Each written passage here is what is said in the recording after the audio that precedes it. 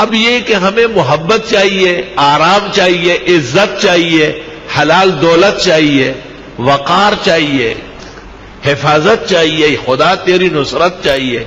بندوں کے ہر شر فساد سے بچت چاہیے،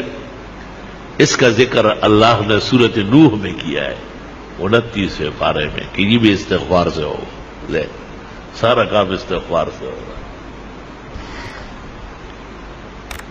علماء نے اس طرح ایک مثال دی کہ اگر فرید گنج شکر